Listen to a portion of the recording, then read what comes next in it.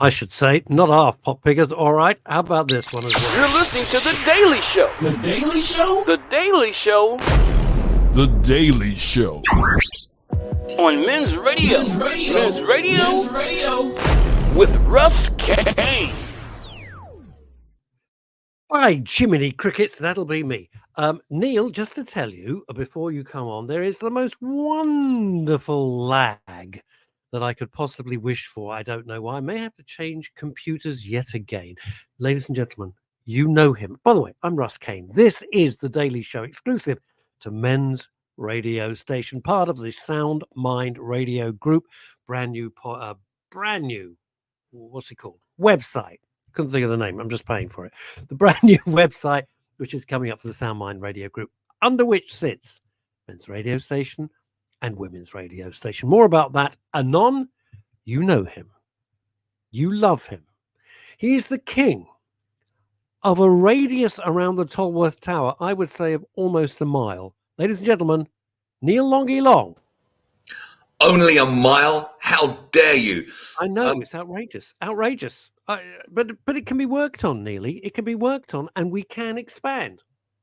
You know, from mighty oaks, from little acorns grow. That is Indeed. The point. I tell you what's a big improvement. I tell you what's a huge improvement. You're not in the Sainsbury's car park today, and I'm taking that as a plus. We thought we'd give you a bit of a comedy show on Monday, and I think we did. But, it contributed to mental health because we lifted the spirits with an hour of pure silliness. Do you know what? I'll tell you this, and this is true. I'm not just making it up because it was total chaos. I had more lovely comments about Monday's very anarchic show than when we do really, really serious stuff. It was absolutely marvellous. Afternoon, Barry J. Allen, Fat Scotty, otherwise known as Scott Lyons, up in Wolverhampton. Good morning, gents. And, of course, would you care to read this out? Neil Long. Julie Voice, hello from the Bowls Club car park. Rock and roll! Yeah. Waiting to see Metallica. if you can top Monday's hilarious show. Well, Julie, today we're not going to be trying to convince people there's extra ULEZ tax levied on non-ULEZ compliant shopping trolleys. I did have some fun with that, I must admit. That was brilliant. And you managed to communicate with a very, very charming lady who you found. Let's go to the charming, speaking of charming, Linda Dave. Hello, gentlemen. Hello to you, Linda, and hello to Ray as well. One for you to read out, Neil. Good afternoon, everyone, says Mr. Paul Claridge. I'm still ill, still in pain. Had to bang a few heads together at hospital and GP surgery just to get another prescription for powerful painkillers. But now I'm sitting in Horny Man's Museum. No, it's the Horny. No, it's not pronounced like that, you silly man. In the Horny Man's Museum Gardens, No, relaxing.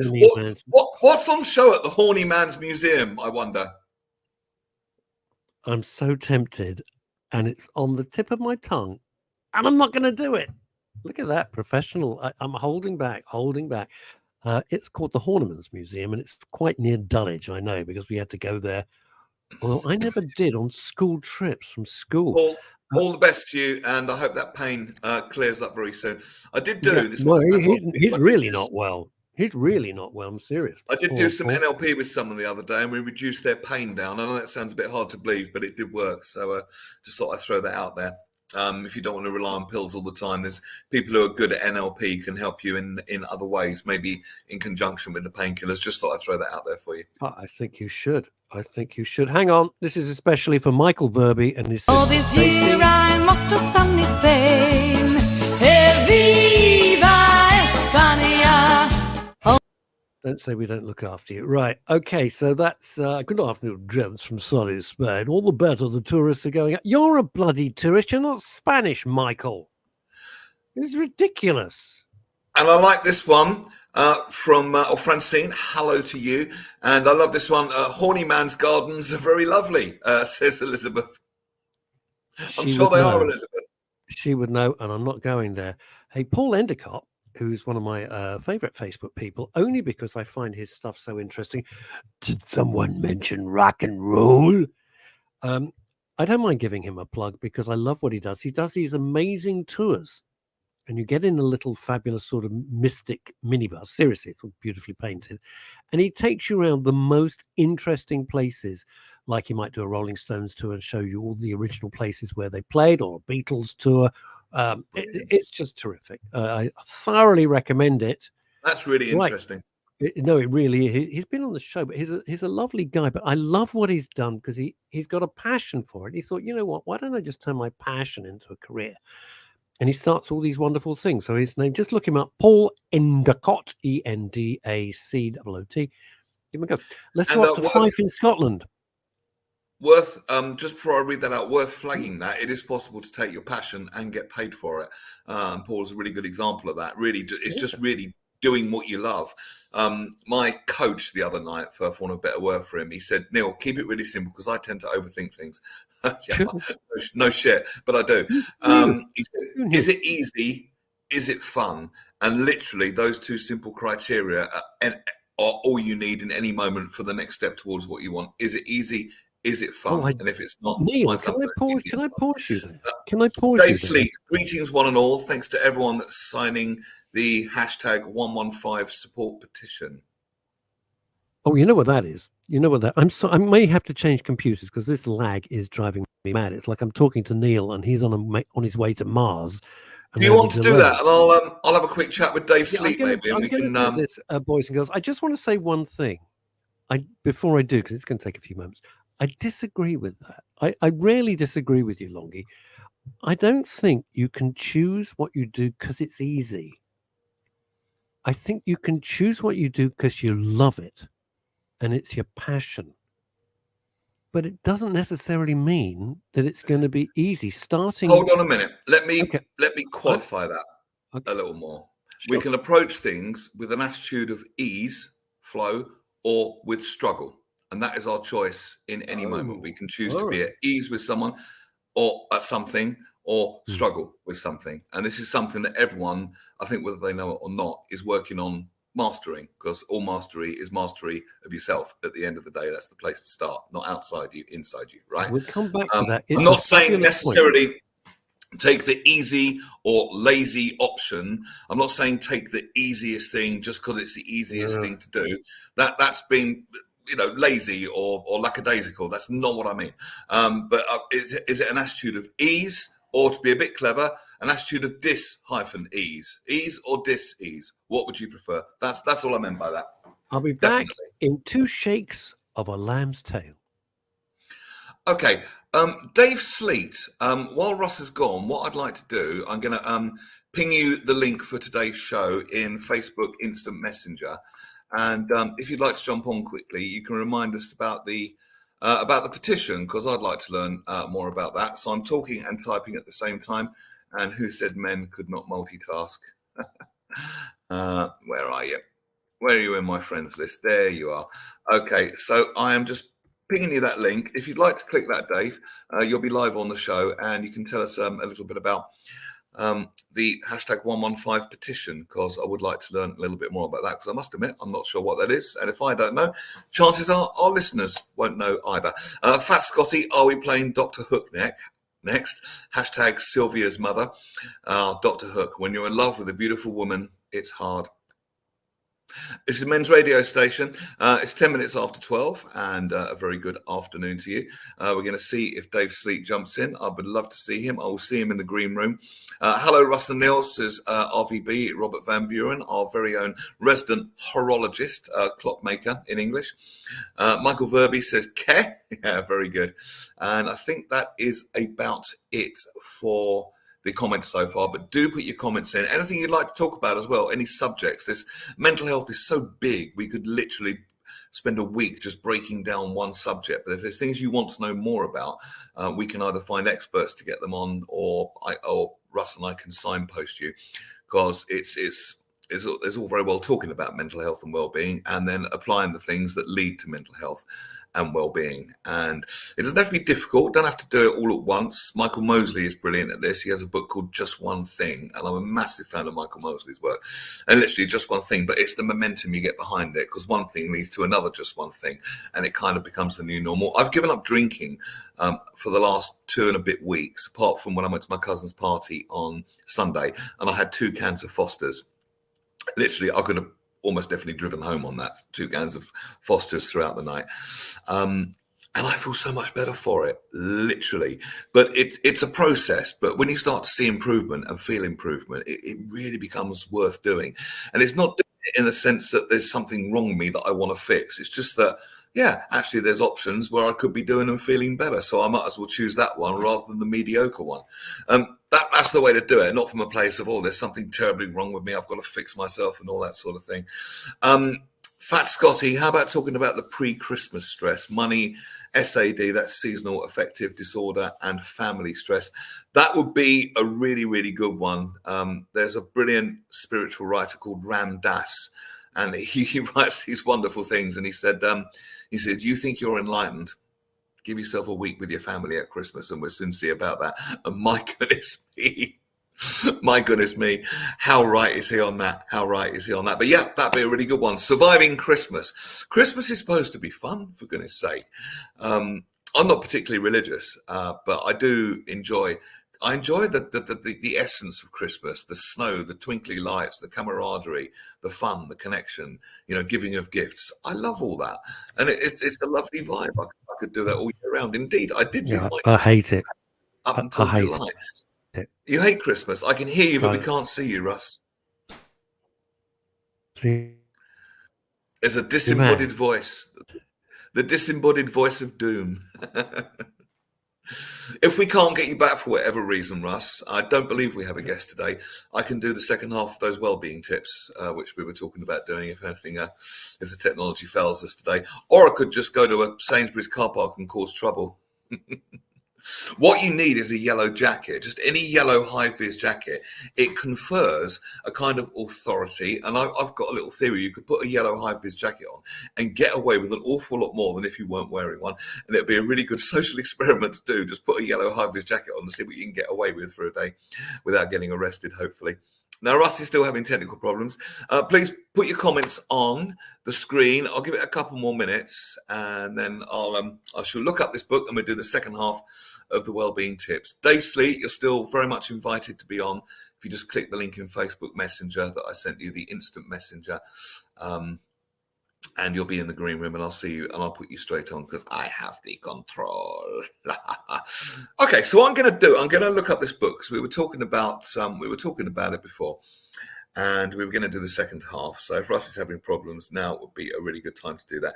And these are just general well-being tips. And again, don't try and do them all at once. The good thing about this is you can cherry pick, right?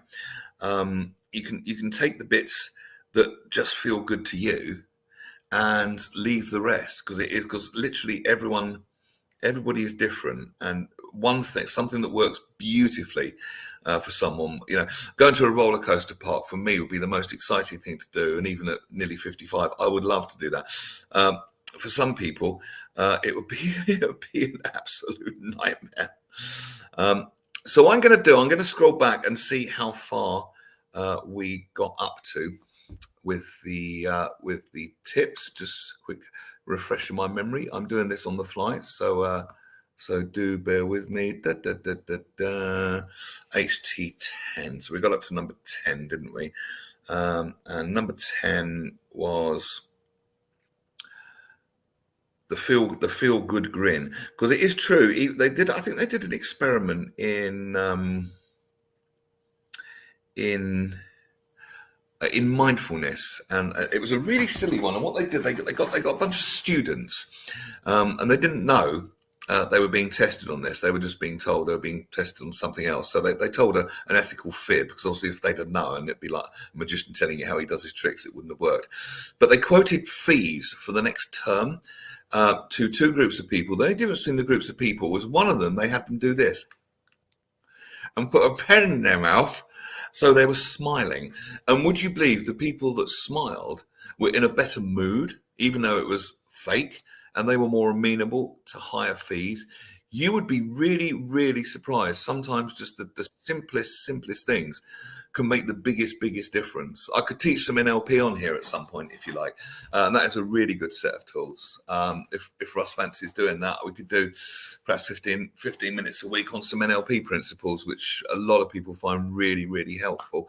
Yes, it does have a bit of a bad name, but that's because people have used it for not the best reasons. There's nothing wrong with the tool itself. There's nothing wrong with the knife unless you use it for inappropriate reasons. It's how it's used. So if you fancy a bit of that, I would be very happy to do that because I've got quite a lot to say on the subject. Now, let's pop back to this book. As I say, I'm doing it on the fly and just looking because I'm in my Kindle store now and I've got so many titles here. Has anyone else got loads of books they've half read in Kindle or real books, or loads of Netflix that's completely different Netflix that they haven't watched? Right, here we go. I found it now. I can see Russ in the green room, but if the technology fails, we'll move on with these happiness tips. Okay. Dave Sleet says he's just in transit. Give 2 minutes to find a quiet spot, and that is absolutely fine, sir. We look forward to welcoming you to the show as and when you choose to pop in. You will be absolutely welcomed in the room. Right, here we go. Goodness me, how hard can it be to? I'm gonna go to the index and press the button. Bear with me for a second. I didn't expect to be doing this today. Right.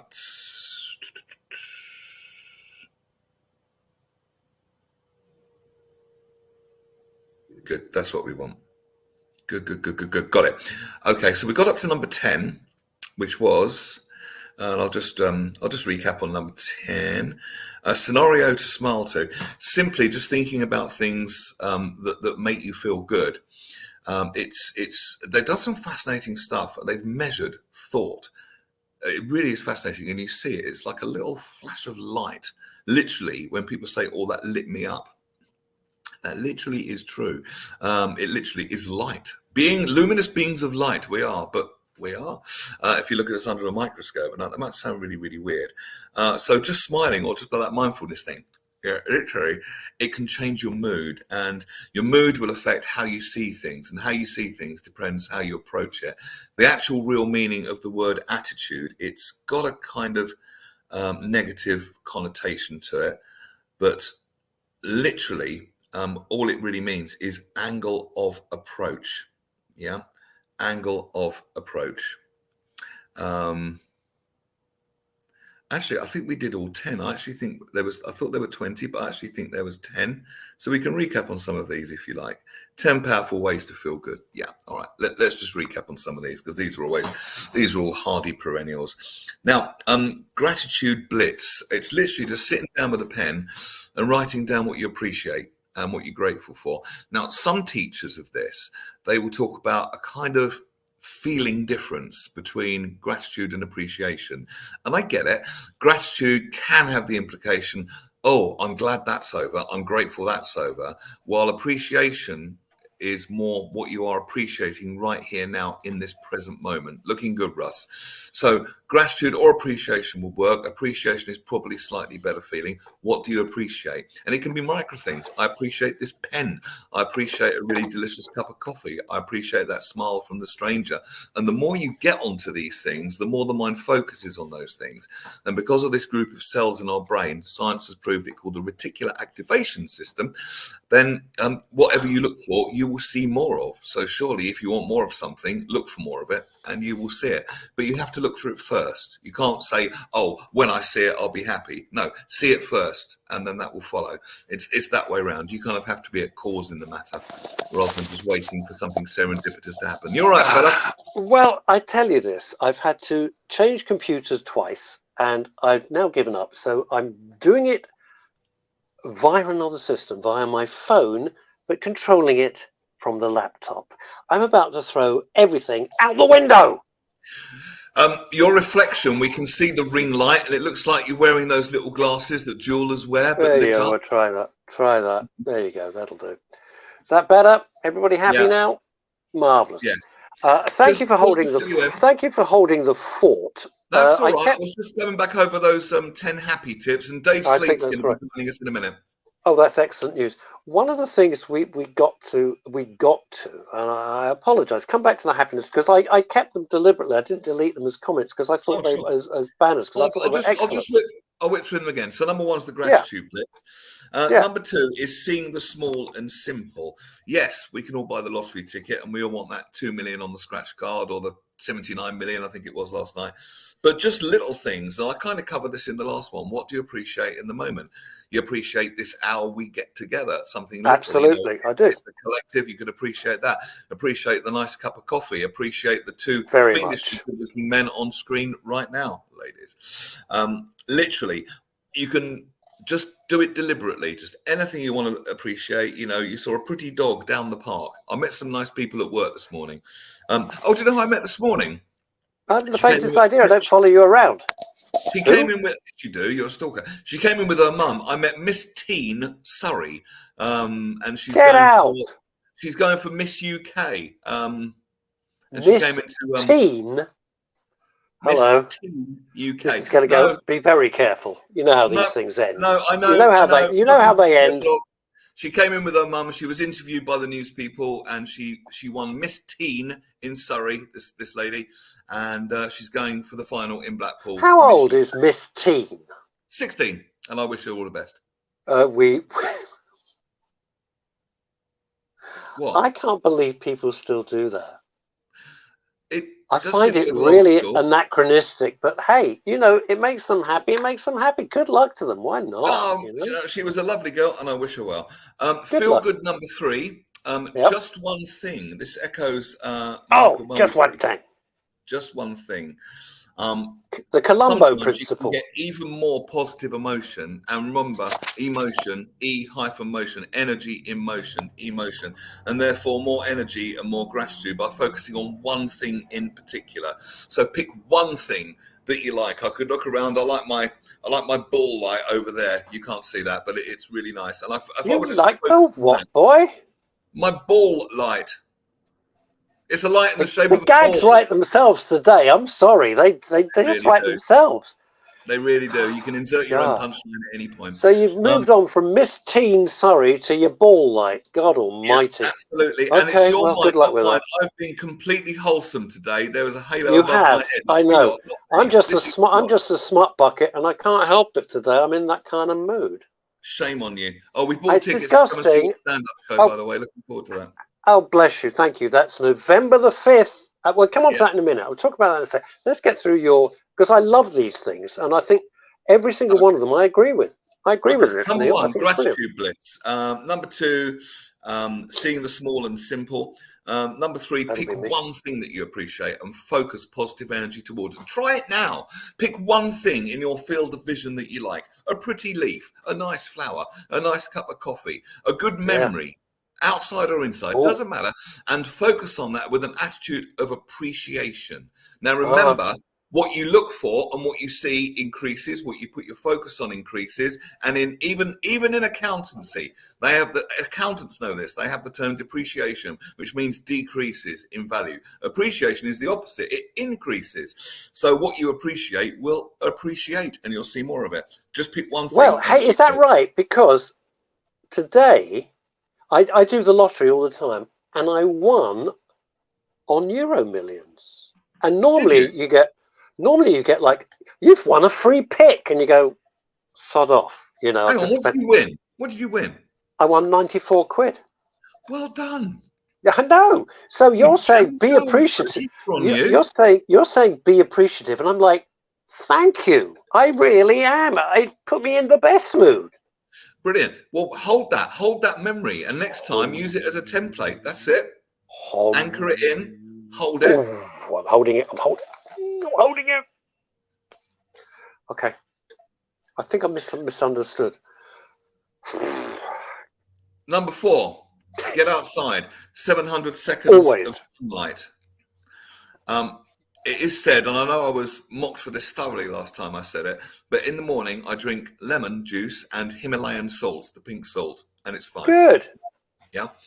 And then if you go outside and get lit, 700 seconds of sunlight will do you very, very good, improve your mood. Agree. Yeah.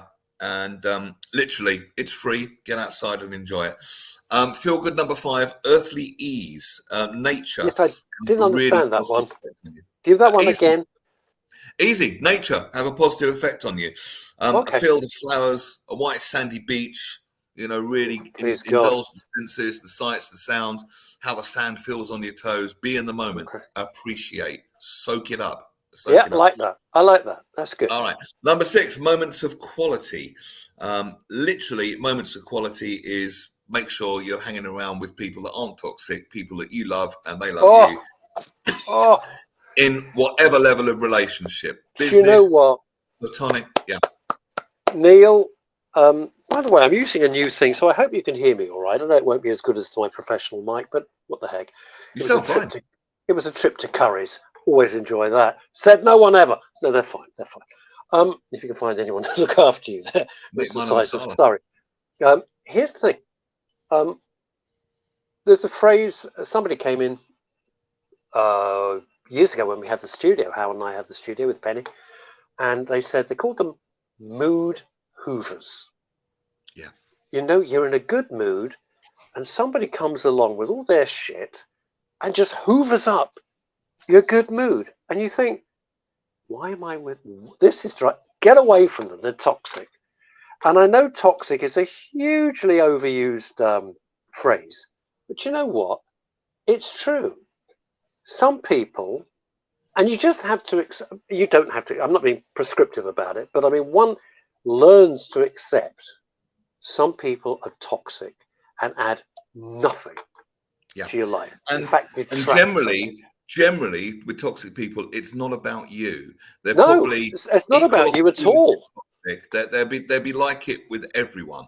But if people and as I understand more about narcissism, it's a dyed-in-the-wool narcissist will see you in one of two ways. It's polarized, either as someone they can use or as a threat. Okay.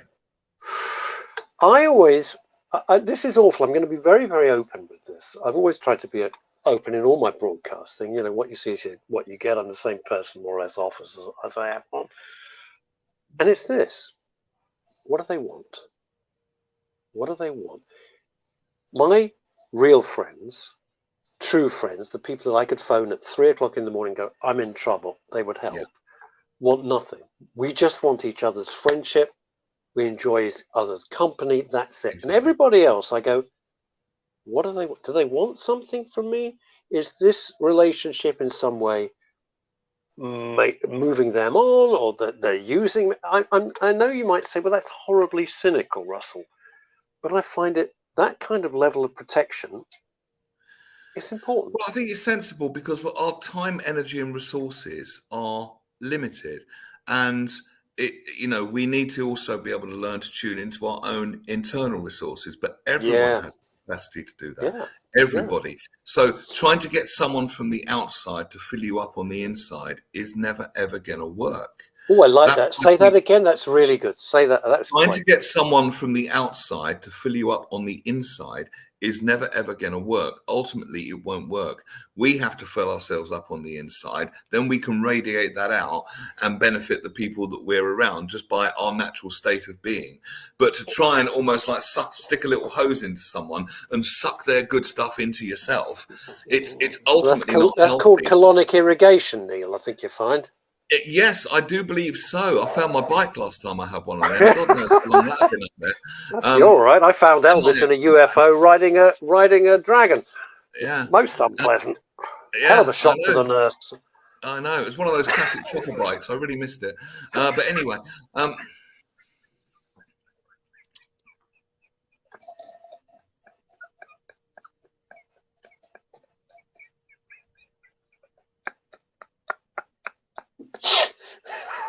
No wonder I had indigestion for years. You should have seen the look on the therapist's face. Googling eBay. Anyway,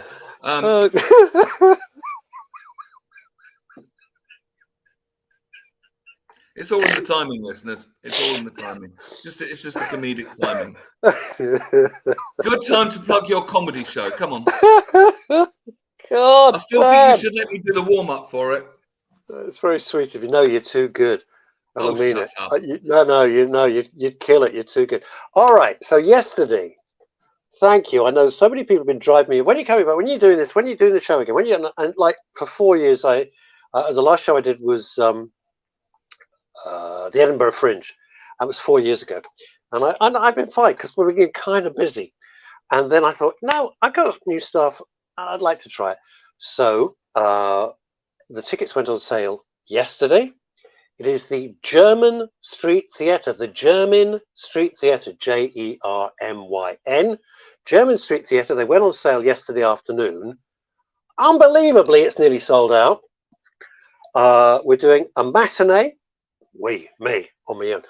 It's a matinee, Sunday, the 5th of November. Sunday, the 5th of November. I think it's 3 o'clock. The German Street Theatre. You go on their website. It's just germanstreet.com or germanstreettheatre.com. Look at my Facebook page. It's all over the place, or my Twitter. And just book. If enough tickets get sold, I'll add an early evening show. But at the moment, I'm just doing one show because I like to start off sensibly. But it's sold out like gangbusters. So thank you everybody who's booked so far.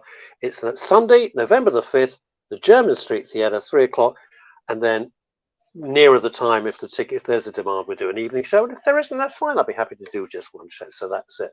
Looking forward to seeing you there. Shameless plug.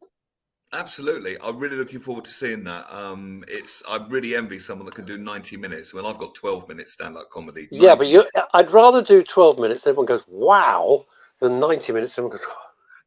But it's a 90-minute show, 2 45-minute halves.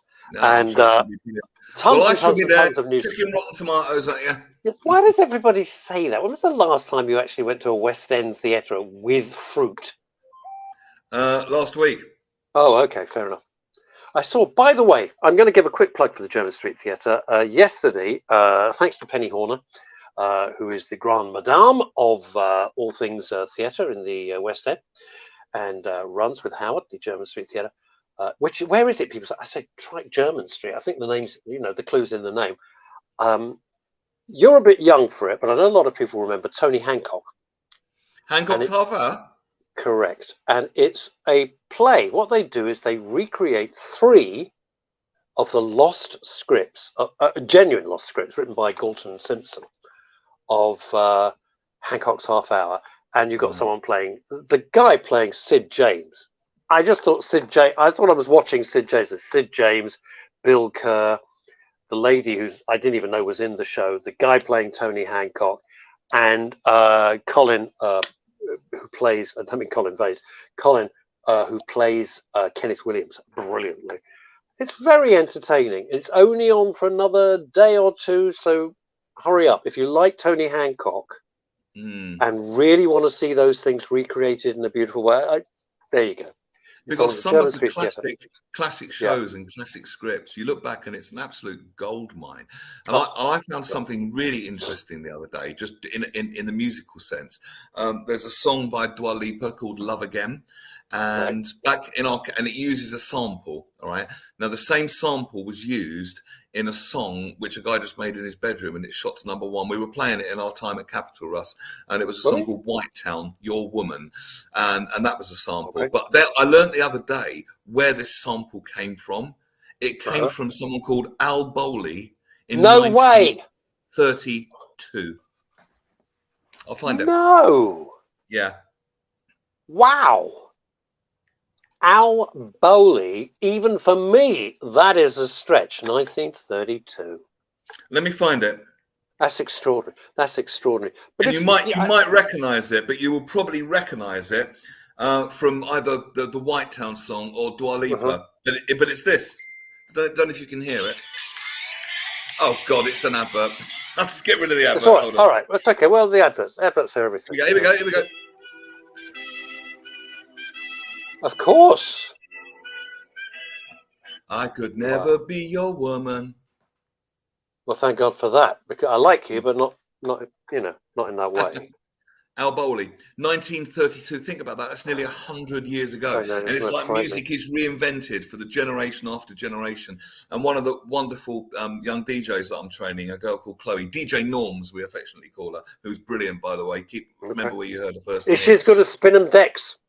They're both about as good as each other. They're different. Okay, They're fair different. enough. Very, very good. Very They're very, very diplomatic. good. Well done. Well done. And I was saying, but she finds it fascinating because it literally is reinvented for the next generation and the next one and the next one and the next one, repackaged, remarketed, but in a brilliant way. Well, there is nothing new. As the French say, there is nothing new under the sun. Everything is a reinvention of something. I could never love again. There we go. It's amazing, isn't it? How Shall we get weird back to is the that? happiness tips? By the way, I have no idea where our guest is. Absolutely no Dave? idea. Maybe they might turn up. No, mean- not Dave Sleet, the photographer. I had all the correspondence with her. This drives me nuts. I'll be honest with you. It kind of hacks me off a little bit because you have all the toing and froing, which takes up a lot of time with the PR company. You say yes, and you get it all done, and I write. God knows. Anyway, there we are. It is what it is. Yeah, that's what I say. Happy tips. I'll tell you, you need I a love happiness happy tip. tips. All right. Yeah, always. I love happy tips. I absolutely love them. They're great. Okay. Good news, gratitude. This is a variation on the gratitude list, but it's just finding a bit of good news and appreciating that. The media has a negative bias.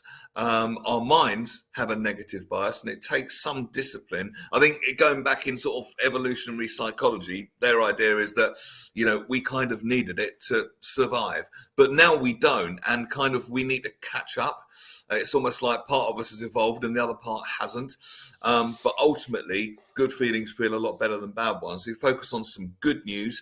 You had a good result with the doctors. Someone you know has done well. Someone you know is succeeding. Really anything. I had a wonderful time with my daughter the other day, for example. Great news. And all that sort of stuff. Just again, it's just focusing on little bits of good news. This one, Can I just jump in? I want to jump in. I think one of the problems with the modern world, and we'll get through all of your. Thank you, Penny Horner. It's Colin Elmer who brilliantly plays Kenneth Williams. I went to see because I'm obsessed with Kenneth Williams and all that sort of stuff around the world, and went to another of Penny's shows, which was Colin Elmer as in a one-man show of Kenneth Williams. Absolutely sensational. And I stayed behind afterwards to say hello to him, even though he was Russian. He has him absolutely down pat, does he? Oh, you just think you're watching Kenneth Williams. And he's never off. Even when he's waiting to come in, he's never off. It's extraordinary. One of the things I'd like to explore is this, briefly. You get good news, and you think, that's great. You get a little bit of a blip, and everything's good. But the speed of life, the way we are becoming conditioned to be, means it's over. Boom, you had that good news. What's the next disaster coming down the pike, as we used to say in America? What's the next thing I go? We're not allowed to cherish, and I use the word advise, or cling on, hold on to that lovely bit of good news and feel good. And I've got an even better word for you. Okay. Because this comes from the field of positive psychology. That's a beautiful word. That's it. Savoring. Beautiful word. Perfect. Savoring. It's like life has become some sort of fast food drive-through bullshit setup. Because remember, you know what I mean? savoring, folks, is a kind of appreciation and gratitude as well. Yes, it is. It's all very much that. Savoring, appreciation, gratitude, they're all part of the same family. But do you see what I mean? We are forced to sort of rush through. And you had that good news, Neil. It was great. Marvellous that you were with your daughter. Hooray. Now, the next thing I've got to deal with, no. Slow the hell down for a minute. Yeah, slow the hell down. Wake up and smell the coffee, or smell the roses. I think our guest is here. Shall we bring him on? Oh, please, yeah. Let's do that. You're in charge of everything today because here's Joe. I shall set the screen up. You introduce the man because you know who it is. I do. Now, one of the things that I was absolutely fascinated with as a kid was the Profumo Affair. Correct. some of you about my age, hang on, Joe, I'm just doing the introduction, fella. So some of you who are of my age will remember the Profumo Affair. Some of you will not. And our guest today, and I was offered it only because it's always fascinated me, is a photographer, and he's got a new exhibition. He's going to tell us all about it. Hello, Joe. How are you? I'm all right, Kane, and yourself? All right, Kane. Well, you can call me Mr. Kane or Russ. That's your choice. But Russ I is better. don't think I'm back at Oh, school, so I I don't was need to be so called rude. Kane. I'm so sorry. You bloody artist. You bloody artist with your bohemian ways. You just think you can come on and be terrible. I'm really sorry about that, sir. That's all Joe, right, first of pal. all, I'm going to throw this right to Russ in a minute, but what's your surname and what's your website so I can put you on the screen? Right, it's my name's Joe Leslie, Leslie, and the website is the 3 W's, joeleslie.org. Okay, I'm on that. Over to you, Russ. Okay, so what inspired you, Joe? What you've done is you've reimagined Yes. the Profumo Affair, right? I got to do something. Hang on. You keep talking. God, what a life. Keep talking. Okay. Don't me. Keep talking. Now, I will do. Profumo Affair was a little bit before my time. But I do remember Dusty Springfield had a song about it called Scandal because there was a relatively recent movie made about it and it was on the soundtrack. That's my reference to it. The reason, let me go back to what Russ was saying. Yeah, go on. My backstory is that I've come out the East End, and I had a lot of experience, a lot of people that was very much into the Soho scene in the 60s. Now, what I used to do is I used to go to the Soho scene with these guys. Very, very young guy I was. I went to the Whiskey A Go-Go, which is next the WAG.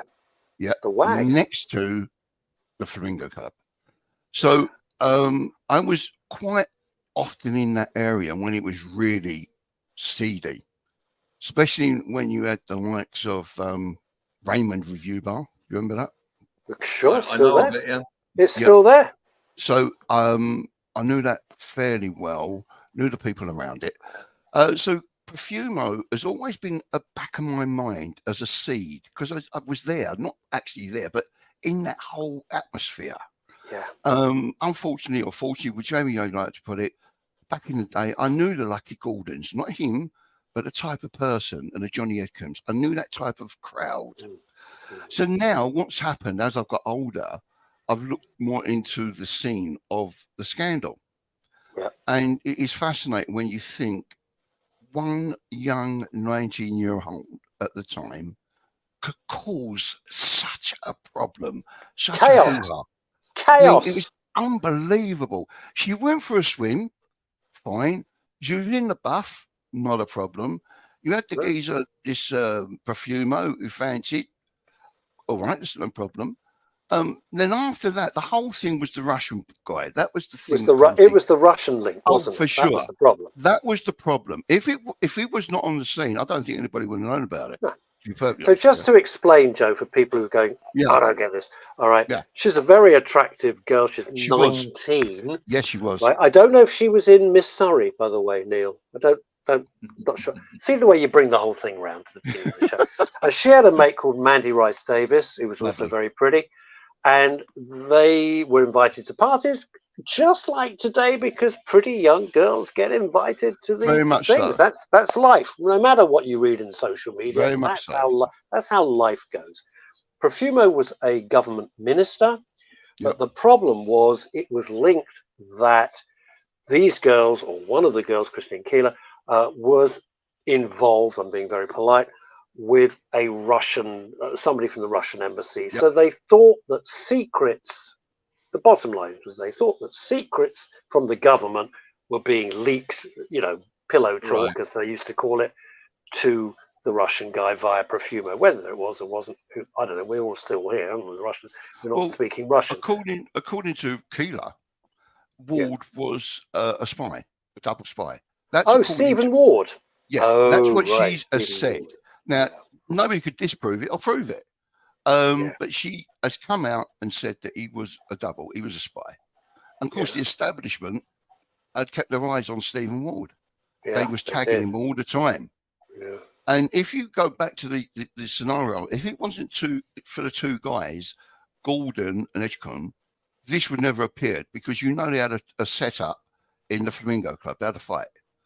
And what happened, Gordon got slashed in the face, got 17 stitches. And of course, he wants to get his own back. Joe, sorry to interrupt. We do have a bit of a delay and the internet dropped out there, and that was really interesting. Can you go back about a paragraph and just say these that two last guys, again, because we didn't these two want to miss guys, it was Johnny Edgecombe and Lucky Gordon with boyfriends Aquila. And what it was is that they had a set to at the Flamingo Club. And Edgecombe slashed Gordon in the face. He had 17 stitches. Of course, he wants retribution now. So he's now gone on to Kim and said he's going to give her 17 stitches in the post. Oh. Right, so what's happened, she's done a runner with Rice Davis. And also, when she came back, Edgecombe went round to 17 Wimpole Mews, where she was living with Ward. And he's shot at the door. Now, the idiot has now opened up a case for the old bill. He's actually shot at the door. Of course, the old bill's going to get involved. And once they get involved, they look down the chain and her name was popped up. So if you take them two out of the equation of that set to at the Flamingo Club, I'm not quite sure if the scandal would come to light. They wouldn't have come up. It wouldn't have come to light.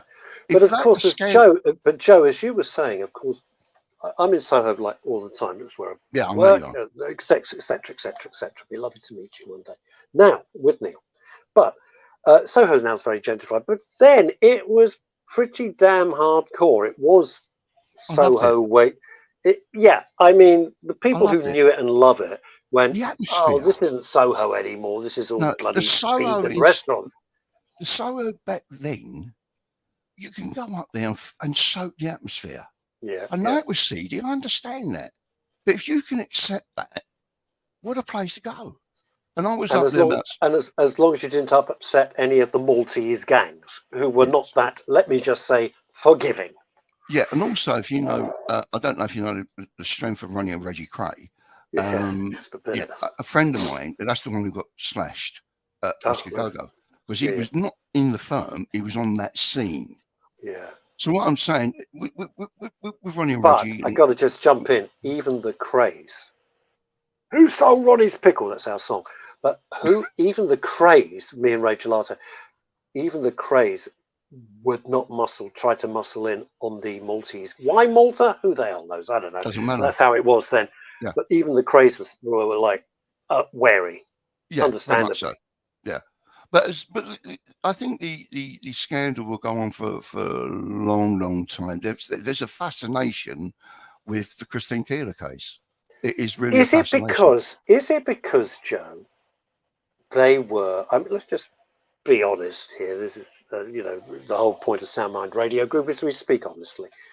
They were very attractive girls. I say girls, not women. They were very young. They were also used by much older guys. Let's be brutally honest about that.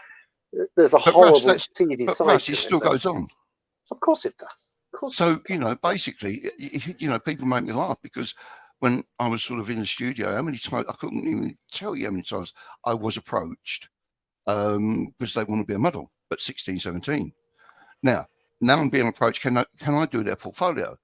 Now, luckily at that stage, nothing came of it. But can you imagine if you had some punter who was classed as a photographer, in brackets, can you imagine that road, what could happen?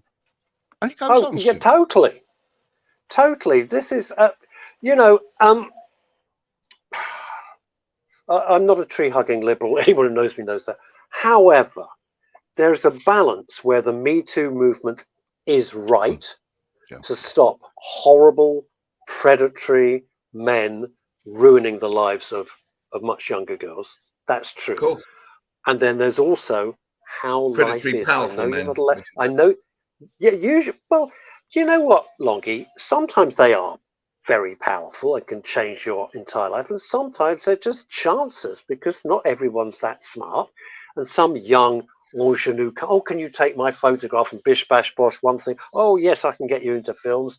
You know, the only films he's ever been is when he paid 3 and 6 at the local Odeon. I mean, Correct. yeah, I mean, they're it not. still goes on. I mean, it Yeah, of does. course it It's the powerful men is you can put on one hand, and I agree with Russ. More chances than not, because the men who've got money but don't sort of see that sort of girl. They's more high class. Okay. You know what I mean? So if you go into any top class hotel, you'll always sniff out who's working there. Always, and they've always got the concierge under the front. Always at Yeah, the they back got end. the Do you know what I mean? concierge and the doorman, right? Of course it is. You know what I mean? It's all the time. I don't think the 60s has changed much in today. I think it still goes on. Maybe not as open as then. It's not as overt. I mean, let's be honest. And Neil, you're a lot younger than me, but there were certain hotels. I'm not going to name them because they'll No. sue. Please don't name them, Joe. But very classy hotels in the West End, and they would be riding the lifts. Yes. They'd ride the lifts looking for custom. I mean, and I'm not talking some dodgy. I'm talking about like creme de la creme hotels, and that's how it was. Yeah, what I found is the doorman or the concierge had a patch, and they had X amount of girls on their books. Yeah. So if these girls come in, they knew the SP.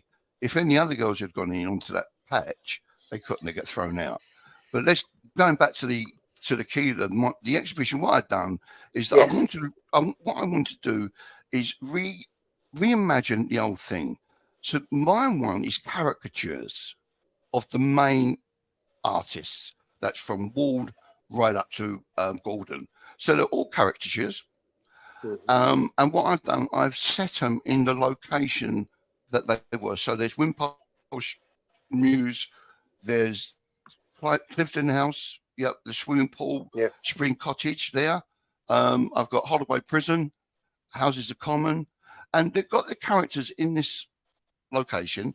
And in the photograph, I've actually put what's happened. So it's a story. So people will look at the photograph and read what happened there. So that's what it is. Did you not get any samples? Remind us. No, I didn't.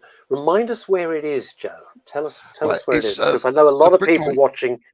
Brick Lane. Brick Lane Gallery. Oh, great. That's what it is. It's the preview night tonight, and it goes on to September the 10th. But what I'll do, Russ, as soon as I come off of here, I will ping over a couple of samples for you. Oh, bless you. Thank you very much. I'm not being funny. You would love them because the characters are there. May I ask you something? Yes, sir. Because we talk an awful lot, sir, about creativity and it's linked to mental health on this show.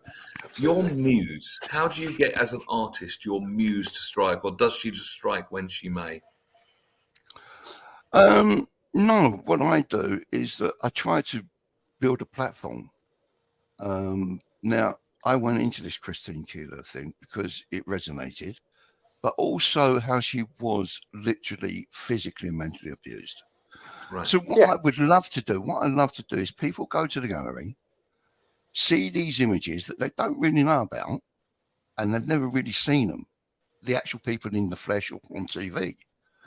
And that will resonate, I hope, that they can talk and go back and Google the Profumo scandal and what Christine Keeler went through.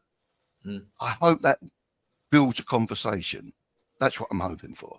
Because it's a conversation that needs to be had, because most people, like you say, then and now probably wouldn't have had a clue. They were just getting on with their own lives. But as Russ alluded to, there's an awful lot more awareness of it now. Yes, I know the pendulum swung a bit too far the other way, as it always does, but that centre point is really important. But also, Joe, I really, joking aside, I'm an old guy, but I was a young kid back then. And I think of those days in black and white. Yes. It was the 60s, and it wasn't quite the swinging 60s as everyone remembers. It was kind of tad before that. And everything was pretty miserable. We were still coming out. I know people don't understand it, especially when I do my show in America. We were coming out of the war. We were still recovering. There was still, prefabs everywhere. People go, what? Yeah. And bomb sites. So suddenly this very glamorous world with beautiful women was exposed to a public that was pretty tired and exhausted, and people still wearing. Do you visualize, Russ? Do you visualize your time in the 60s in your brain, black and white or color? Yes, I do. I visualize it in black and white. Yeah, That's really interesting. I do, yeah. That from I an do. NLP point of view, that is fascinating. Yeah. See, when Do you? What about you, Joe? now When do you look back? I visualize the 60s in black and white. I visualize Carnaby Street when it was In in black the 60s and white, in yeah. black and white. Yeah. And when I see films now in color of that period, it just doesn't resonate with me. Oh, When you look, interesting. see, you know what I It's mean? It doesn't it's resonate. weird, isn't it? Yeah. It's weird, isn't it? Yeah, it's when I look at films that are supposed to be in that period, and it's all colour, and everybody's got dazzling teeth, and they've got smart clothes on. I can't resonate with that. It does. I can't pick up on that because it wasn't my world. Do you know what I mean? Coming out the old East End, a right company, it just doesn't resonate with me. So let me ask you something, Joe. Yeah. I want to just. We haven't got much time, but I want to widen the conversation a little bit. And it's something that Neil and I talk about a lot on this show. How do you feel? And don't tell me what age you are. It's none of my business. How do you feel? You look around. Do you go, I don't get what the hell's going on, or that's okay. It's a different time and place. What about Joe? How does Joe Leslie feel? I'll just let it pass me by, because if you start sitting down trying to analyse something, you go screw. I just look at the world. You see, Neil would have 2 hours a monologue about what you just said. No, Neil, I think Neil would completely Neil would, I think, disagree with you. Am I right, Neil? That. Of course, I respect that. But do you think that if you analyse stuff, you're going to go around the bend? If you overanalyze it, overthink it. I can't get into the modern world's way of thinking. Not that I want to. I'd rather think what I think. And if they want to do that, they do that. I just don't understand their way of life, their way of thinking. It's gone beyond me. I just can't get my head around it. I think I'm just stuck. And I love it. Does that bother you? No. I don't think about Ronnie and Reggie and the craze and the Great Train Robbery and Mary Quant. I don't think like that. All I know is that if time has passed me by, so be it. I'm not going to lay awake worrying about it. I'll just take each day, and if something comes up, it comes up. But here you are, whatever age you are, as we head into 2024. Yeah. And you've got a brand new exhibition. Yep. That speaks volumes, doesn't it? I think so. You're doing it. You're there. You're active. You're, excuse me, you're part of it. That's the key. Yeah. No matter what you do. Yeah. My next exhibition is going further, because I've just touched that a little bit. So now my next exhibition is the swinging 60s. And that includes the Beatles, the Rolling Stones, Mary Quant, Sean Connery, Twiggy. Yeah. So that's the scene I'm going down. All in caricature, again, and all in locations that they were. So they're going to be back in the 60s. They're not aged. So they're going to be in it as we saw them in the 60s. That's my next exhibition. What the hell I was going to say. That is. Have you been? That's what I wanted to ask you. Have you been to see the Paul McCartney exhibition at the National Portrait Gallery? No, I don't. You would love it. I'll tell you why. Back in the day, Paul McCartney never did anything for me. I wasn't a Beatle fan at all. I was more Motown. Okay. Back in, which was your Beatle man? Fanatic, I still am. Really? Still fanatical about the Beatles. I'm fanatic about the Beatles. Really? And the Stones, yeah. I remember when their first record came out, but it didn't do a thing for me. I'm not knocking them as a group. Loved it. I'm not knocking. You can't knock them as a group. I mean, you just cannot knock it. Anybody that knocks them has got to be Lulu. But I always think that John Lennon was a driving force in the day. Yeah. I only look in their small period, not the mid period. It's the early period that I look at. You and I will discuss this one day over a cup of coffee or something stronger when we go to Soho. Listen, all the best of luck. Thank you. I hope you've absolutely fabulous comments. Yes, sir. Go on, Neil. Go on, Neil. I missed you out. Oh, we'll do it on Monday, and we'll just recap on some of the. things that I can hear you both clearly. Just to say on Monday, if we have time, Russ, the ways that people were talking about how they visualize their past in different ways, we can really unpick that, because there's psychological tools that can be developed from that, like putting things in the past that you don't want anymore. And that was just purely beautiful, and that needs unpacking. But Joe, listen, lovely to meet you. And people can go along to the exhibition today, you said, didn't you? So you've been cutting out a lot. Brick I look Lane. forward to meeting you for a cup of coffee or something stronger. That'd be bloody marvellous. I look forward And I to will it too. definitely I'll chew over the Beatles. All right, thank you. I'll be back on Friday. Neil, bless you for another week of great broadcasting. Joe Leslie, absolute pleasure to meet you. Thank you for your fantastic comments. Until we meet again, try and stay out of trouble. Bye, everybody.